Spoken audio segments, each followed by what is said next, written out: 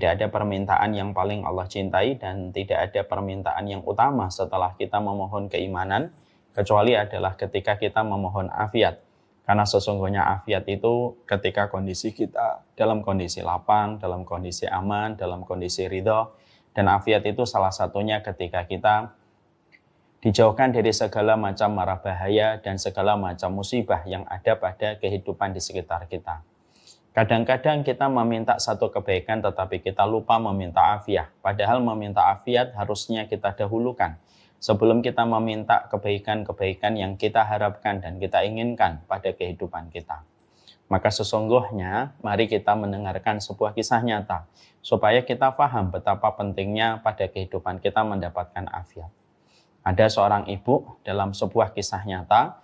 Dia ketika tawaf maka tidak ada permintaan yang dia minta kecuali dia menyebutkan bahwasanya dia ingin mendapatkan uang 30.000 rial. Maka ketika dia senantiasa memohon itu kepada Allah, maka akhirnya setelah beberapa waktu akhirnya dia pula mendapatkan 30 rial. Persis sebagaimana yang dia minta ketika dia melakukan perjalanan tawaf ketika beliau umrah. Tapi ketika beliau mendapatkan 30.000 rial, didapatkan secara kontan, tetapi itu merupakan pembayaran diat atas terbunuh salah satu anaknya. Dan keluarga yang membunuh harus membayarkan diat ketika keluarga terbunuh memaafkan. Dan akhirnya sang ibu mendapatkan 30.000 rial, tetapi harus kehilangan putranya. Kita juga mendapatkan bahwasanya ada beberapa orang dari para ulama terdahulu yang mereka meminta supaya mereka diberikan kesempatan untuk fokus menghafalkan Al-Quran. Tapi ternyata mereka mendapatkan apa yang mereka minta. Mereka diberikan waktu khusus.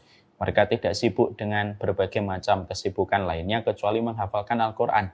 Tapi ternyata mereka berada di dalam penjara ketika mereka punya waktu menghafalkan Al-Quran. Kisah ini memberikan kepada kita tentang satu arti bahwasanya pentingnya kita meminta afiat.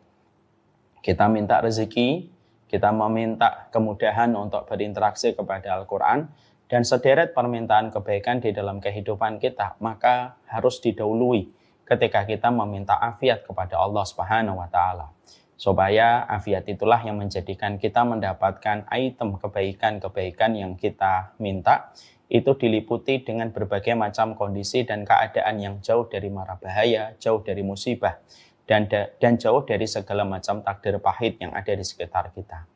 Ada di antara manusia, ya Allah berikanlah kepadaku surga, tapi dia lupa meminta afiat. Akhirnya dia mendapatkan berbagai macam musibah. Musibah itu tidak berlawanan